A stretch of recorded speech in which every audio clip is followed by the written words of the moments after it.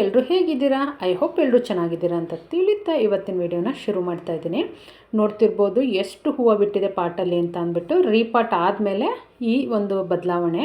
ಯಾವಾಗಲೂ ಅಷ್ಟೇ, ವರ್ಷಕ್ಕೊಂದ್ಸಲ ನಾವು ಪಾಟ್ಗಳನ್ನ ರೀಪಾಟ್ ಮಾಡೋದ್ರಿಂದ ಅದು ತುಂಬಾ ಫ್ರೆಶ್ ಆಗಿ ಹೂವನ್ನ ಬಿಡುತ್ತೆ. ಇಲ್ಲಾಂದರೆ ಸಣ್ಣ ಹೂವಾಗುತ್ತೆ, ಸ್ವಲ್ಪ ದಪ್ಪಕ್ಕೆ ಬಿಡ್ತಾ ಇದ್ದರೆ ಅದು ಸ್ವಲ್ಪ ಸಣ್ಣ ಆಗುತ್ತೆ. ಹಾಗಾಗಿ ಆದಷ್ಟು ವರ್ಷಕ್ಕೊಂದ್ಸಲ ಪಾಟ್ಗಳನ್ನ ರೀಪಾಟ್ ಮಾಡ್ಕೊಳ್ಳಿ. ಅಂದರೆ ಆ ಬೇರು ಏನು ತುಂಬ ಜಾಸ್ತಿ ಇರುತ್ತೆ, ಆ ಬೇರನ್ನು ಕಟ್ ಮಾಡಿ ಸ್ವಲ್ಪ ತಾಯಿ ಬೇರು ಇರುತ್ತಲ್ಲ ಅದನ್ನು ಬಿಟ್ಟು ಮಣ್ಣಿಗೆ ಇನ್ನೊಂದು ಸ್ವಲ್ಪ ಗೊಬ್ಬರನ, ಕೊಕೊಫಿಟ್ ಏನಿರುತ್ತೆ ಅಥವಾ ಹಸಿ ಕಸ ಇದ್ದರೆ ನಿಮ್ಮ ಮನೆಯಲ್ಲಿ ಅದನ್ನೇ ಮಿಕ್ಸ್ ಮಾಡಿ ನೀವು ರೀಪಾಟ್ನ ಮಾಡೋದ್ರಿಂದ ಗಿಡನೂ ಕೂಡ ತುಂಬ ಹೆಲ್ದಿಯಾಗಿ ಬರುತ್ತೆ, ಹೂವು ಕೂಡ ಜಾಸ್ತಿ ಬರುತ್ತೆ, ಗಿಡನೂ ಕೂಡ ಫ್ರೆಶ್ ಆಗಿರುತ್ತೆ. ಇದು ಬಂದು ಸ್ಯಾಟರ್ಡೆ ವಿಡಿಯೋ ಆಗಿರುತ್ತೆ. ನಾನು ಮಧ್ಯಾಹ್ನದ ಲಂಚ್ ರೆಸಿಪಿ ಜೊತೆಗೆ ಸ್ವಲ್ಪ ಪಾಟ್ಗಳನ್ನ ರೀಪಾಟ್ ಮಾಡಿದ್ದು, ಅದರದ್ದು ಕೂಡ ವಿಡಿಯೋನ ನಾನಿಲ್ಲಿ ಶೇರ್ ಮಾಡ್ತಾ ಹೋಗ್ತೀನಿ. ಒಂದು ಪಾಟ್ ರೆಸಿಪಿ ಏನಾದರೂ ಈಸಿಯಾಗಿ ಮಾಡ್ಕೊಳ್ಳೋಣ ಅಂತ ಅಂದ್ಬಿಟ್ಟು ನಾನು ತರಕಾರಿಗಳು ಏನೂ ಹಾಕ್ತೇನೆ.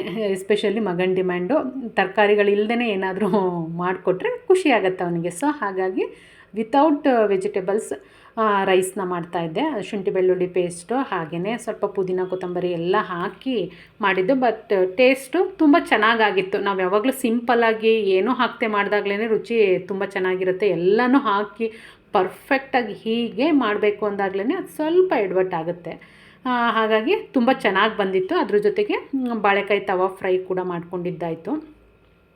ಅಂದರೆ ಸಾಟರ್ಡೆ ಸಂಡೇ ಎಸ್ಪೆಷಲಿ ಎಲ್ಲರೂ ತುಂಬ ಬ್ಯುಸಿಯಾಗಿ ಹೋಗ್ತಾರೆ. ಫ್ಯಾಮಿಲಿ ಫುಲ್ ಮನೇಲಿರ್ತಾರೆ, ಫುಲ್ ಟೈಮ್ ಕಿಚನಲ್ಲೇ ಟೈಮ್ ಸ್ಪೆಂಡ್ ಮಾಡಿಬಿಡ್ತಾರೆ, ಎಸ್ಪೆಷಲಿ ಗೃಹಿಣಿಯರು. ಸೊ ಹಾಗಾಗಿ ಆದಷ್ಟು ಒಂದು ಪಾಟ್ ರೆಸಿಪಿ ಈ ಥರದ್ದು ಮಾಡಿ, ಸಿಂಪಲ್ಲಾಗೂ ಇರಬೇಕು, ರುಚಿಯಾಗೂ ಇರಬೇಕು, ಆ ಥರ ಮಾಡಿ ನಮಗೆ ನಾವು ಟೈಮ್ ಕೊಟ್ಕೊಂಡು ಗಂಡ ಮಗ ಮಗಳು ಯಾರು ಮನೇಲಿ ಇರ್ತಾರೋ ಅವ್ರ ಜೊತೆ ನಾವು ಕೂಡ ಟೈಮ್ ಸ್ಪೆಂಡ್ ಮಾಡಿದಾಗ ಸಿಕ್ಕಾಪಟ್ಟೆ ಚೆನ್ನಾಗಿ ಅನಿಸುತ್ತೆ. ಏನಂತಂದರೆ ಇಡೀ ದಿನ ಅಂದರೆ ಕಿಚನಲ್ಲೇ ಟೈಮ್ ಸ್ಪೆಂಡ್ ಮಾಡಿದ್ವಿ ಅಂತ ಅಂದರೆ ಯಾರಿಗಪ್ಪ ಬೇಕು ಅನ್ನೋ ಥರ ಅನಿಸ್ತಿರುತ್ತೆ, ಹೌದಲ್ವಾ? ಸೊ ಹಾಗಾಗಿ ಆದಷ್ಟು ನಮಗೆ ನಾವು ಟೈಮ್ ಕೊಟ್ಕೋಬೇಕು. ಇದನ್ನು ಯಾರೂ ಹೇಳಲ್ಲ, ನಮ್ಮ ರೊಟೀನ ನಾವೇ ಚೇಂಜ್ ಮಾಡ್ಕೋಬೇಕು. ಆದಷ್ಟು ಸ್ಯಾಟರ್ಡೆ ಸಂಡೇನಲ್ಲಿ ಫ್ಯಾಮಿಲಿ ಜೊತೆ ಟೈಮ್ ಸ್ಪೆಂಡ್ ಮಾಡಬೇಕು. ಅಂದರೆ ಯಾವಾಗಲೂ ವಾರ ಪೂರ್ತಿ ಹೊರಗಡೆ ಕೆಲಸ ಮಾಡ್ಕೊಂಡು ಬಂದಾಗ ಮಾತಾಡೋಕ್ಕಾಗಲಿ ಜೊತೇಲಿ ಇರೋದಕ್ಕಾಗಲಿ ಟೈಮ್ ಇರಲ್ಲ ಅಲ್ಲ. ಸೊ ಹಾಗಾಗಿ ಆದಷ್ಟು ಸ್ಯಾಟರ್ಡೆ ಸಂಡೇ ಮನೇಲೇ ಇರೋದ್ರಿಂದ ಈಸಿಯಾಗಿ ಒಂದು ಪಾಟ್ ರೆಸಿಪಿ ಅಥವಾ ಈಸಿ ರೆಸಿಪಿ ಬೇರೆ ಏನಾದರೂ ಮಾಡ್ಬೋದು, ನಿಮಗೆ ತಿಳಿದಿರ್ತಕ್ಕಂಥದ್ದು ಮಾಡಿ ಮನೆಯವ್ರ ಜೊತೆ ಟೈಮ್ ಸ್ಪೆಂಡ್ ಮಾಡ್ಕೊಳ್ಳಿ. ಅದಾದಮೇಲೆ ನಾನಿಲ್ಲಿ ಈ ಹಿಂದೆನೂ ಕೂಡ ಈ ರೆಸಿಪಿನ ಶೇರ್ ಮಾಡಿದ್ದೀನಿ, ಹಳೆ ವೀಡಿಯೋನ ಚೆಕ್ ಮಾಡಿ. ಬಾಳೆಕಾಯಿ ತವಾ ಫ್ರೈ ಮಾಡೋಣ ಅಂತ 2 ಡೇಸ್ ಬ್ಯಾಕ್ ಬಜ್ಜಿ ಮಾಡ್ಕೊಂಡಿದ್ದಾಗಿತ್ತು. ವಾರದಲ್ಲಿ 2-3 ಸಲ ಆಯಿಲಲ್ಲಿ ಡೀಪ್ ಫ್ರೈ ಮಾಡಿದ್ದು ಬೇಡ ಅನ್ನೋ ಕಾರಣಕ್ಕೆ ನಾನು ಬಾಳೆಕಾಯಿ ತವಾ ಫ್ರೈನ 2 ವಿಧದಲ್ಲಿ ಮಾಡ್ಕೊಂಡಿದ್ದೀನಿ. ಒಂದು ಈ ಥರ ಡ್ರೈ ಪೌಡ್ರ್ ಏನು ಮಿಕ್ಸ್ ಮಾಡಿಕೊಂಡೆ, ಅದಕ್ಕೆ 2 ಬದಿನಲ್ಲೂ ಪೌಡ್ರನ್ನ ಮಿಕ್ಸ್ ಮಾಡಿ ಬೇಯಿಸ್ಕೊಂಡಿದ್ದಾಯಿತು. ಮತ್ತೊಂದು ಸಲ ಅದಕ್ಕೇ ಸ್ವಲ್ಪ ನೀರನ್ನ ಹಾಕಿ ಮಿಕ್ಸ್ ಮಾಡಿ ಅದನ್ನು ಕೂಡ ಮಾಡ್ಕೊಂಡಿದ್ದಾಯಿತು. ನೋಡಿ, ಸ್ವಲ್ಪ ಅಂದರೆ ತುಂಬ ಸಿಂಪಲ್ ಅಂತಲೂ ಅನಿಸಲ್ಲ, ಚೆನ್ನಾಗೂ ಅನಿಸುತ್ತೆ, ಬೇಗ ಕೂಡ ಮುಗಿಯುತ್ತೆ, ಹೌದಲ್ವಾ? ಅಂದರೆ ಒಂದು ಪಾಟ್ ರೆಸಿಪಿ ಮಾಡಿ ಈ ಥರ ಬಾಳೆಕಾಯಿ ತವಾ ಫ್ರೈ ಬೇರೆ ಏನಾದರೂ ಸರಿ, ವೆಜ್ ಆದರೆ ವೆಜ್, ನಾನ್ ವೆಜ್ ಆದರೆ ನಾನ್ ವೆಜ್, ನಿಮ್ಗೆ ಹೇಗೆ ಅನುಕೂಲ ಹಾಗೆ. ನೋಡಿ, ಇದು 2 ಥರನೂ ಕೂಡ ನಾನು ರೆಡಿ ಮಾಡ್ಕೊಂಡಿದ್ದಾಯಿತು, ನೋಡ್ತಿರ್ಬೋದು ನೀವು. ನೋಡಿ, ಸಿಂಪಲ್ ಲಂಚ್ ರೆಸಿಪಿ. ಇದ್ರ ಜೊತೆಗೆ ಮ್ಯಾಂಗೋ ಕೂಡ ಈಗ ಸೀಸನ್ ಇರೋದ್ರಿಂದ ಈ ವರ್ಷ ಎಷ್ಟು ಮಾವಿನ ಹಣ್ಣು ತಿಂದಿದ್ದೀವಿ ಅಂತ ಅಂದರೆ ತುಂಬ, ಅಂದರೆ ಅದರಲ್ಲೂ ಮನೆಯಲ್ಲೇ ವಿತೌಟ್ ಕೆಮಿಕಲ್ ಹಣ್ಣು ಮಾಡಿರ್ತಕ್ಕಂಥ ಹಣ್ಣನ್ನು ತುಂಬಾ ತಿಂದಿದ್ದು. ಅಂದರೆ ಈ ಸೀಸನ್ ಎಸ್ಪೆಷಲಿ ಹಣ್ಣುಗಳು ಕೂಡ ತುಂಬ ಜಾಸ್ತಿ ಇದೆ. ಮಾವಿನ ಹಣ್ಣು ಅಂದರೆ ಒಂದು ವರ್ಷ ಕಡಿಮೆ ಇರುತ್ತೆ, ಒಂದು ವರ್ಷ ಜಾಸ್ತಿ ಇರುತ್ತೆ. ಅದರಲ್ಲಿ ಈ ವರ್ಷ ಸ್ವಲ್ಪ ಹಣ್ಣಿನ ಫಲ ಜಾಸ್ತಿ ಇದೆ. ಸೊ ಹಾಗಾಗಿ ನಮಗೂ ಅಷ್ಟೇ ಧಾರಾಳವಾಗಿ ಸಿಕ್ಕಿದೆ. ಯಾರೆಲ್ಲ ಕೊಟ್ಟಿದ್ದಾರೆ ಅವ್ರಿಗೂ ಕೂಡ ಥ್ಯಾಂಕ್ ಯು ಸೋ ಮಚ್. ನೋಡಿ, ತುಂಬ ಸಿಹಿಯಾಗಿತ್ತು ಹಣ್ಣು, ಯಾರೋ ಕೊಟ್ಟಿದ್ದೇನೆ ಇದನ್ನು ಫ್ರೆಂಡು. ಹಣ್ಣು ಹಾಗೆಯೇ ರೈಸು ಮತ್ತು ಬಾಳೆಕಾಯಿ ತವಾ ಫ್ರೈ ಎಲ್ಲ ಆಗಿ ಸ್ವಲ್ಪ ಟೈಮ್ ರೆಸ್ಟ್ ಮಾಡಿ ಅದೆಲ್ಲ ಆದಮೇಲೆ ಒಂದು 2-3 ಪಾಟ್ ರೀಪಾಟ್ ಮಾಡೋದಿತ್ತು. ಹಾಗಾಗಿ ಮುಗಿಸ್ಕೊಂಬಿಡೋಣ. ಯಾಕೆಂದರೆ ಸುತ್ತ ಗ್ರಿಲ್ಸಲ್ಲೆಲ್ಲ ಮನಿ ಪ್ಲ್ಯಾಂಟ್ ಇತ್ತಲ್ಲ, ಅದನ್ನೆಲ್ಲ ತೆಗೆದಿದ್ದೆ ನಾನು. ಸೊ ಮನಿ ಪ್ಲ್ಯಾಂಟ್ ತೆಗೆದಿದ್ನಲ್ಲ, ಅದನ್ನು ಈಗಲೇ ಮಾಡಲಿಲ್ಲ ಅಂದರೆ ಏನಾಗುತ್ತೆ ಅಂದರೆ ಒಣಗಿಬಿಡುತ್ತೆ ಮತ್ತು ವೇಸ್ಟ್ ಆಗುತ್ತಲ್ಲ ಅಂತ ಅಂದ್ಬಿಟ್ಟು ಇದು ನೋಡಿರ್ಬೋದು, ಬ್ಯಾಂಬೂ ಟ್ರೀ ಬರುತ್ತಲ್ಲ ಅದನ್ನು ಹಾಕಿದ್ದು. ನೋಡಿ, ಹೋಲ್ ಇದೆಯಲ್ಲ, ಇದರೊಳಗಡೆ ಇಟ್ಬಿಟ್ಟು ಹಾಕಿದ್ದು. ತುಂಬ ಚೆನ್ನಾಗಿ ಅನ್ನಿಸ್ತಾ ಇತ್ತು. ಆ ಒಳಗಡೆ ಇರ್ತಕ್ಕಂಥ ಕಲ್ಲುಗಳನ್ನೆಲ್ಲ ನಾವು ಟ್ರಿಪ್ ಹೋದಾಗ ಕಲೆಕ್ಟ್ ಮಾಡಿರ್ತಕ್ಕಂಥದ್ದು ನಾನು ಮತ್ತು ನನ್ನ ಮಗ. ಹಾಗಾಗಿ ಅದನ್ನು ಯಾವಾಗಲೂ ಈ ಥರ ಬೌಲಲ್ಲಿ ಇಡೋದು ಇಬ್ರಿಗೂ ಖುಷಿ, ಕಾಣಿಸ್ತಿರುತ್ತೆ, ಟ್ರಾನ್ಸ್ಪರೆಂಟ್ ಇರುತ್ತಲ್ಲ. ಸೊ ಹಾಗಾಗಿ ನೋಡಿ, ಈ ಥರ ಇತ್ತು, ಒಂದು ಐಡಿಯಾ ಇತ್ತು ನನಗೆ. ಆ ಬೌಲ್ನ ಎಸೆಯೋಕ್ಕೆ ಅಂತ ಅಂದ್ಬಿಟ್ಟು ಇಟ್ಟಿದ್ರು ಅಪ್ಪ ಮಗ. ನಾನು ಬೇಡ, ಅದನ್ನೇನಾದರೂ ಮಾಡೋಣ, ಅಂತ ಅಂದ್ಬಿಟ್ಟು ಈ ಥರ ಹಾಕಿಟ್ರೆ ಸ್ವಲ್ಪ ಆ ಎಲೆಗಳು ಗ್ರೋತ್ ಆದಮೇಲೆ ತುಂಬ ಚೆನ್ನಾಗಿ ಅನಿಸುತ್ತೆ. ಈಗಲೇ ಏನು ಅಷ್ಟು ನಿಮಗೆ ಖುಷಿ ಅನಿಸಲ್ಲ, ಒಂದು ಸ್ವಲ್ಪ ದಿನ ಆಗಬೇಕು, ಆಮೇಲೆ ತುಂಬ ಚೆನ್ನಾಗಿ ಅನಿಸುತ್ತೆ. ಈ ಪಾಟ್ ನಾನು ಈ ಹಿಂದೆ ತೋರಿಸಿದ್ದೆ, ಆಲದ ಮರದ ಹತ್ರ ಸ್ವಲ್ಪ ಪ್ಲ್ಯಾಂಟ್ಸ್ ಎಲ್ಲ ತೊಗೊಂಬಂದಿದ್ನಲ್ಲ, ಆವಾಗ ತೊಗೊಬಂದಿರ್ತಕ್ಕಂಥದ್ದು ಇದು. ಅವತ್ತಿಂದನೂ ನನಗೆ ಅದಕ್ಕೇನು ನೆಡಲಿಕ್ಕಾಗಿರಲಿಲ್ಲ. ಬಟ್ ಒಂದು ಪಾಟು ಅದೆಲ್ಲ ಕ್ಲೀನ್ ಮಾಡುವಾಗ ಆ ಜೇಡ ಪ್ಲ್ಯಾಂಟ್ ಇತ್ತಲ್ಲ, ಆ ಪಾಟು ಒಡೆದೋಯ್ತು. ಸೊ ಸರಿ ಅಂತ ಅಂದ್ಬಿಟ್ಟು ಆ ಜೇಡ ಪ್ಲ್ಯಾಂಟನ್ನೇ ಇದಕ್ಕೆ ಹಾಕಿದ್ದಾಯಿತು. ನೋಡಿ ಎಷ್ಟು ಕ್ಯೂಟಾಗಿ ಅನ್ನಿಸ್ತಿದೆ ಅಂತೇಳಿ. ಜೇಡ ಪ್ಲ್ಯಾಂಟು ತುಂಬ ಏನು ಗ್ರೋತ್ ಆಗಿರಲಿಲ್ಲ. ಸೊ ನೋಡೋಣ ಅಂತ ಅಂದ್ಬಿಟ್ಟು ಹಾಕಿದ್ದೀನಿ ಇದಕ್ಕೆ, ನೋಡೋಣ ಹೇಗಾಗುತ್ತೆ ಅಂತ ಅಂದ್ಬಿಟ್ಟು. ಅದಾದಮೇಲೆ ಸೊಪ್ಪು ಹಾಕಿದ್ದೆ ನೋಡಿ, ಇಲ್ಲಿ ಗ್ರೋ ಬ್ಯಾಗಲ್ಲೇ ಸೊಪ್ಪನ್ನು ಹಾಕಿದ್ದೆ. ತುಂಬ ಚೆನ್ನಾಗಿ ಬಂದಿದೆ ಸೊಪ್ಪು. ಸೊ ಹಾಗಾಗಿ ತೆಗೆದುಬಿಡೋಣ, ತೆಗೆದು ಬೇರೆ ಸೀಡ್ಸ್ನ ಹಾಕೋಣ ಅಂತ ಅಂದ್ಬಿಟ್ಟು ತೆಗಿತಾ ಇದ್ದೆ. ದಂಟಿನ ಸೊಪ್ಪು ನಾನು ಹಾಕಿದ್ದು. ನಾನು ಇದನ್ನು ಒಂದೇ ಒಂದು ಗಿಡನ, ಅದು ಗಿಡನೇ ಕಿತ್ಕೊಬಂದಿದ್ದೆ, ಬೇರು ಸಹಿತ ತಂದು ಹಾಕಿದ್ದಂಥ ಗಿಡ ಇದು. ಎಷ್ಟು ಚೆನ್ನಾಗಿ ಬಂತು ಅಂದರೆ ನಾನು ಎಷ್ಟೊಂದು ಜನಕ್ಕೆ ಸೀಡ್ಸು ಕೂಡ ಕೊಟ್ಟಿದ್ದೀನಿ, ಅದರದ್ದು ಸೊಪ್ಪಿನ ಬೀಜನೂ ಕೂಡ. ಆ ದಂಟಿನ ಸೊಪ್ಪು ಏನಿಲ್ಲ, ಒಂದು ಗಿಡನ ಸ್ವಲ್ಪ ಬಲಿಲಿಕ್ಕೆ ಬಿಟ್ವಿ ಅಂತ ಅಂದರೆ ಸುಮಾರು ಒಂದು 100 ಗ್ರಾಮ್ಗಿಂತನೂ ಜಾಸ್ತಿ ಸೀಡ್ಸ್ ಸಿಗುತ್ತೆ ಅದರಲ್ಲಿ. ಈ ಸಾಸಿವೆ ಬರುತ್ತೆ ನೋಡಿ, ಆ ಥರ ಇರುತ್ತೆ. ಅಂದರೆ ಇಲ್ಲ, ಸಾಸಿವೆಗಿಂತ ಚಿಯಾ ಸೀಡ್ಸ್ ಬರುತ್ತಲ್ಲ, ಸೇಮ್ ಅದೇ ಥರ ಬರುತ್ತೆ.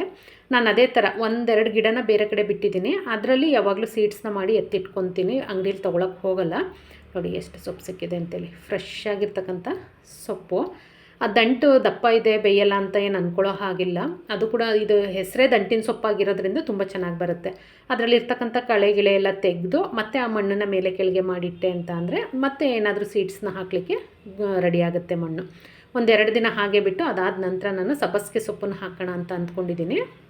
ನೋಡಿ, ಅಂದರೆ ಸ್ವಲ್ಪ ಮಣ್ಣು ಗಟ್ಟಿಯಾಗಿರುತ್ತೆ ಅಂದರೆ ಬೇರೆಲ್ಲ ಟೈಟ್ ಆಗಿರುತ್ತಲ್ಲ. ಸೊ ಹಾಗಾಗಿ ಗಿಡ ಕಿತ್ತಿದ್ರಿಂದ ಸ್ವಲ್ಪ ಹುಡಿ ಮಾಡಿದ್ವಿ ಅಂತ ಅಂದರೆ ಬೇರೆ ನೆಕ್ಸ್ಟ್ ಯಾವುದಾದ್ರೂ ಸೀಡ್ ಹಾಕಿದಾಗ ಬೇರು ಬಿಡಲಿಕ್ಕೆ ಈಸಿ ಆಗುತ್ತೆ. ನೋಡಿ, ಲಾಸ್ಟ್ ಟೈಮ್ ತೋರಿಸಿದ್ದೆ ನಾನು ನಿಮಗೆ ಹಾಗಲಕಾಯಿ ಗಿಡ ಹಾಕಿದ್ದು. ಎಷ್ಟೊಂದು ಬಿಟ್ಟಿದೆ ಚೊಟ್ಟು ಅಂತ ಅಂದರೆ ಆಲ್ಮೋಸ್ಟ್ ಒಂದು ಗಿಡದಲ್ಲಿ 1 kg ಜಾಸ್ತಿ ಸಿಗುತ್ತೆ ಅನ್ನೋ ದಪ್ಪ. ಆದರೆ ಅಷ್ಟೊಂದು ಬಿಟ್ಟಿದೆ. 100% ಈ ಗಿಡದಲ್ಲಿರ್ತಕ್ಕಂಥ ಎಲ್ಲ ಕಾಯಿಗಳು ದಪ್ಪ ಆಗುತ್ತೆ. ಇನ್ನೊಂದು ಪಾಟಲ್ಲಿದೆ, ಅದು ಸ್ವಲ್ಪ ಡೌಟು. ಯಾಕೆ ಅಂತ ಅಂದರೆ ಒಂದೇ ಪಾಟಲ್ಲಿ 3-4 ಗಿಡಗಳನ್ನ ಹಾಕಿದ್ದೀನಿ, ಬೇರೆ ಬೇರೆ ಗಿಡಗಳು.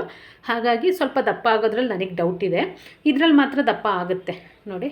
ಅಂದರೆ ಎಲ್ಲ ಸುತ್ತಿ ಕಟ್ಬಿಟ್ಟಿದ್ದೀನಿ, ಹರಡ್ಕೊಂಬಿಟ್ಟಿತ್ತು. ಸರಿ ಅಂತ ಅಂದ್ಬಿಟ್ಟು ಕಟ್ಟಿದ್ದೆ ನೋಡಿ. ಇದು ಬಂದು ಒಂದು 3-4 ಇಂಚು ಉದ್ದ ಬರುತ್ತಲ್ಲ, ಆ ಥರ ಹಾಗಲಕಾಯಿ ಸಣ್ಣದು ಬರುತ್ತೆ ನೋಡಿ. ಬೇಬಿ ಹಾಗಲಕಾಯಿ ಇರ್ಬೋದೇನೋ ಅದ್ರ ಹೆಸರು. ನಾನು ನಾರ್ಮಲಾಗಿ ಹಾಗಲಕಾಯಿ ಅಂತಲೇ ಹೇಳ್ತಿದ್ದೀನಿ. ಆ ಥರ ಆದರೆ ತುಂಬ ಬಿಟ್ಟಿದೆ. ಅದು ಕಟ್ಟಿದ್ದೀನಲ್ವ, ಅದು ತೆಗೆದ್ರೆ ಗೊತ್ತಾಗುತ್ತೆ, ಎಲ್ಲ ಒಳಗೆ ಸೇರಿಕೊಂಡಿದ್ದಾವೆ. ಸ್ವಲ್ಪ ದಪ್ಪ ಆದಮೇಲೆ ನಾನು ಯಾವಾಗ ಕಟ್ ಮಾಡ್ತೀನಿ ಉಪಯೋಗಿಸ್ಲಿಕ್ಕೆ, ಆ ಟೈಮಲ್ಲಿ ನಿಮಗೂ ಕೂಡ ಶೇರ್ ಮಾಡ್ತೀನಿ. ನೋಡಿ, ಮನೆಯಲ್ಲಿ ಒಂದೇ ಒಂದು ಗಿಡ ಹಾಕ್ಕೊಂಡ್ವಿ ಅಂತ ಅಂದರೆ ಎಷ್ಟು ಸಿಗುತ್ತೆ ಅಂತ ಅಂದ್ಬಿಟ್ಟು. ನೋಡಿ, ತುಂಬ ಸಣ್ಣದಿದೆ. ನಾನು ಇದನ್ನು ಹಾಕಿದ್ದು ಹೇಗೆ ಅಂದರೆ, ನಾನು ಮಾರ್ಕೆಟಿಂದ ಹಾಗಲಕಾಯಿ ತಂದಿದ್ನಲ್ಲ, ಅದೇನು ತುಂಬ ಹಣ್ಣಾಗಿರಲಿಲ್ಲ ಹಾಗಲಕಾಯಿ, ಅದರದ್ದೇ ಸೀಡ್ ತೆಗೆದು ಹಾಕಿದ್ದೆ. ನೋಡಿ ಎಷ್ಟು ಆರೋಗ್ಯಕರವಾಗಿ ಬಂದಿದೆ ಅಂತ ಹೇಳಿ ಗಿಡ. ಆದರೆ ಒಂದೇ ಪಾಟಲ್ಲಿ ಒಂದೇ ಗಿಡ ಇದೆ ಇದು. ಸೊ ಹಾಗಾಗಿ ತುಂಬ ಹೆಲ್ದಿಯಾಗಿದೆ. ಒಂದು ಪಾಟಲ್ಲಿ 3-4 ಗಿಡ ಹಾಕಿದ್ವಿ ಅಂತಂದರೆ ಕಾಯಿ ಸ್ವಲ್ಪ ಕಡಿಮೆ ಆಗುತ್ತೆ, ಜೊತೆಗೆ ದಪ್ಪ ಕೂಡ ಆಗಲ್ಲ. ಇದು ನನಗೆ ಮುಂಚೆಯಿಂದ ನಾನು ಬೆಳೆಯೋದ್ರಿಂದ ಅದರ ಅನುಭವ ನನಗೆ. ಇದು ನೋಡಿ, ಇನ್ನೊಂದು ಪಾಟಲ್ಲಿ ಹಾಕಿರೋದು, ಇದು ಅಷ್ಟೇ ಸಾಕಷ್ಟು ಹೂವು ಇದೆ. ಅದು 1 kg ಸಿಗುತ್ತೆ ಅಂದರೆ, ಇದು ಇರೋ ಹೂವು ಎಲ್ಲ ತುಂಬ ಚೆನ್ನಾಗಿ ದಪ್ಪ ಆದರೆ 3-4 kg ಸಿಗುತ್ತೇನೋ, ಅಷ್ಟು ಹೂವು ಇದೆ ಇದರಲ್ಲಂತೂ. ನೋಡಿ, ಅಂದರೆ ಸಣ್ಣಕ್ಕೆ ಬಂದಿದೆ ಕಾಯಿ, ಇಲ್ಲ ಅಂತ ಅಲ್ಲ. ಬಟ್ ಗೊತ್ತಿಲ್ಲ ಎಷ್ಟು ದಪ್ಪ ಆಗುತ್ತೆ ಅಂತ. ಯಾಕೆಂದರೆ ಒಂದು ಪಾಟಲ್ಲೇ 3-4 ಗಿಡ ಹಾಕಿದ್ದೀನಿ ಅಂತ ಹೇಳಿಲ್ವ, ನೋಡಿ ಎಲ್ಲಿವರೆಗೆ ಹಬ್ಬಿದೆ ಅಂತ ಹೇಳಿ. ಹೂವು ಕೂಡ ಅಷ್ಟೇ ಇದೆ, ಕಾಯಿ ಇದೆ, ಚೊಟ್ಟಿದೆ, ಎಲ್ಲ ಥರನೂ ಇದೆ. ನೋಡೋಣ ಇದು ಎಷ್ಟು ದಪ್ಪ ಆಗುತ್ತೆ ಅಂತ ಅಂದ್ಬಿಟ್ಟು. ಬಟ್ ಪಾಟ್ ಸೈಜ್ ದೊಡ್ಡದಿದೆ, ಆದರೂ 3-4 ಗಿಡ ಇರೋದ್ರಿಂದ ನನಗೆ ಡೌಟು, ಸ್ವಲ್ಪ ದಪ್ಪ ಆಗುತ್ತಾ ಇಲ್ವಾ ಅನ್ನೋ ಥರ. ನೋಡಿ, ಇದೇ ಪಾಟು. ಇದರಲ್ಲಿ ನೋಡಿ, ಇಲ್ಲಿ ಉಪ್ಪಿನಕಾಯಿ ಶುಂಠಿ ಬರುತ್ತಲ್ಲ, ಮಾವಿನಕಾಯಿ ಶುಂಠಿ, ಅದು 1-2 ಪೀಸ್ ಇತ್ತು ಅಂತ ಹಾಕ್ತೆ. ಅದು ನೋಡಿದ್ರೆ ತುಂಬ ಚೆನ್ನಾಗಿ ಬಂತು. ಅದ್ರ ಜೊತೆಗೆ ಯೆಲ್ಲೋ ಕಲರ್ ಪತಂಗದ ಕಡ್ಡಿ ಚುಚ್ಚಿದೆ, ಅದು ಕೂಡ ಬಂದಿದೆ. ಪಿಂಕ್ ಕಲರ್ದೊಂದು ಕಡ್ಡಿ ಚುಚ್ಚಿದೆ. ಎಲ್ಲವೂ ತುಂಬ ಚೆನ್ನಾಗೇ ಬಂದವು. ಸೊ ಯಾವುದನ್ನು ಕೇಳೋದಕ್ಕೂ ಬೇಜಾರು, ಹಾಗಾಗಿ ಎಲ್ಲವೂ ಹಾಗೆ ಬಿಟ್ಟಿದ್ದೀನಿ. ಉಪ್ಪಿನಕಾಯಿ ಶುಂಠಿ ಅಂದರೆ ಸ್ವಲ್ಪ ದಿನ ಆದಮೇಲೆ ಅದನ್ನು ತೆಗೆದ್ರೆ ಆ ಗಿಡ ಹೋಗುತ್ತೆ, ಉಳಿದಿದ್ದೆಲ್ಲ ಅಲ್ಲೇ ಉಳಿಯುತ್ತೆ. ನೋಡಿ, ಇದು ಕೂಡ ಒಂದು 4 ಹೂವು ಬಿಟ್ಟಿತ್ತು ಅಂದ್ಬಿಟ್ಟು ಇದನ್ನು ತೋರಿಸಿದ್ದೀನಿ. ನೋಡಿ, ಇದೆಲ್ಲ ಬಂದು ಇವತ್ತಿನ ವಿಡಿಯೋ ಆಗಿತ್ತು. ವಿಡಿಯೋನ ಎಲ್ಲೂ ಕೂಡ ಸ್ಕಿಪ್ ಮಾಡಬೇಡಿ. ಟೈಮ್ ಸಿಕ್ಕಾಗ, ಫ್ರೀ ಇದ್ದಾಗ ವಿಡಿಯೋನ ನೋಡಿ ಹೇಗಿತ್ತು ಅಂತ ಅಂದ್ಬಿಟ್ಟು ಕಮೆಂಟ್ ಹಾಕೋದನ್ನು ಮರಿಬೇಡಿ. Thank you.